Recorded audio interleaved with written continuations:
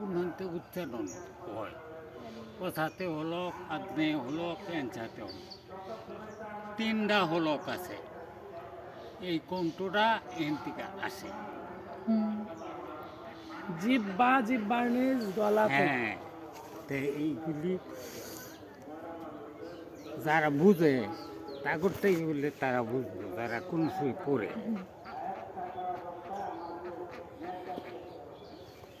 আর ওই যে সামাউন আকাশ, সামাকুন মাছ, আইনুন চক্ষু, আনফুন নাক, লেসানুন জিব্বা।